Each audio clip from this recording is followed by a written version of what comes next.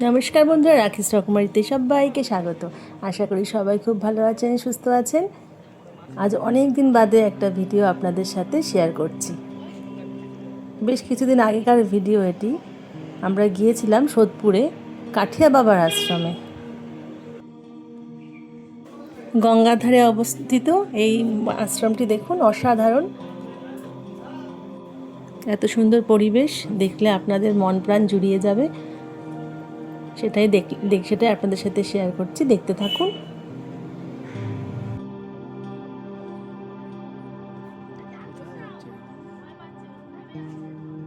3 তারিখে রং খেলবি না, কোনো মতেই খেলবি না।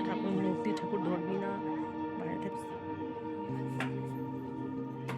এটি হচ্ছে মন্দিরের ভেতরের জায়গাটা।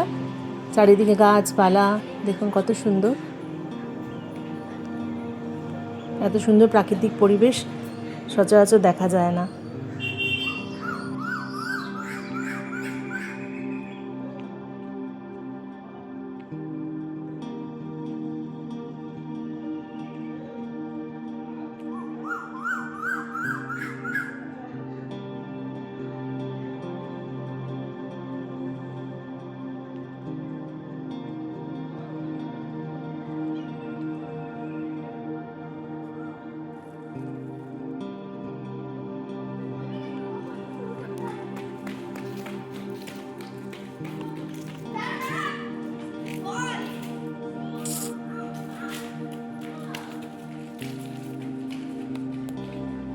এই আশ্রমে আপনারা সারাদিন কাটিয়ে আসতে পারেন। সকালে এখানে ভোগ খাওয়ার ব্যবস্থা আছে।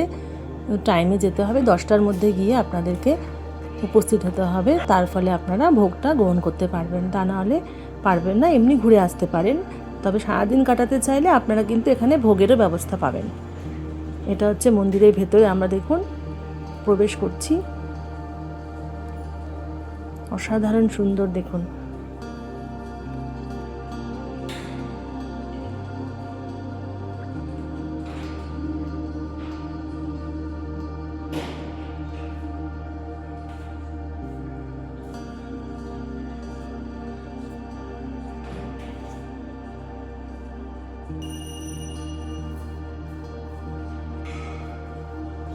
ইনি হচ্ছেন কাঠিয়া বাবা, যার নামে আশ্রমটি আছেন। এটি হচ্ছে রাধা গোবিন্দর মন্দির। ভেতরের দরজাটা খুলবে একটু পরে, তখন দেখতে পাবেন অসাধারণ সুন্দর মন্দিরটি। আমরা গিয়েছিলাম দুপুর নাগাদ, 4টে নাগাদ মন্দির খোলে, সেহেতু এখন কোনো লোকজন নেই। আমরা দুপুরে গেছি বলে আমাদের জন্য তাড়াতাড়ি করে ওনারা 3:45 নাগাদ মন্দিরটা খুলে দেন, যার জন্যেই কাউকেই দেখা যাচ্ছে না। কিন্তু সন্ধেবেলা আর সকালবেলা যেই সময়টা, সেই সময় অনেক লোকজন আসে এখানে, পাড়ার লোকজন সব আসেন। এই আশ্রমের অপোজিটে একটা মন্দির, সেটি অনেক পুরনো। সেই মন্দিরের ভেতরেও হনুমানজি, নানা রকম দেবতা, সমস্ত কিছু, রাধাকৃষ্ণ সব আছে।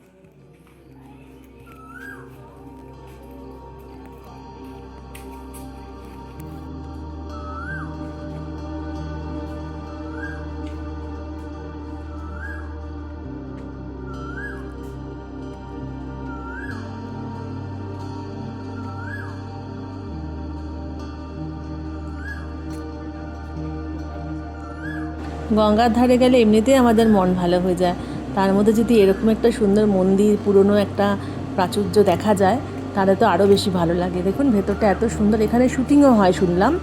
এখানে নানা ধরনের বাংলা সিনেমা, সমস্ত কিছু শুটিংও হয় এখানে। দেখুন ভালো করে সাজানোও রয়েছে এখানটা। ভিডিও ওনারা করতে দিচ্ছিলেন না, তাও একটুখানি সময়ের জন্য আমি করে নিয়েছিলাম। এখানে ভিডিও করা বারণ আছে। পরিবেশটা এত সুন্দর, তাই আপনাদের সাথে শেয়ার না করে পারলাম না। কেমন লাগলো ভিডিওটি অবশ্যই জানাবেন। ভালো থাকবেন, সুস্থ থাকবেন সবাই।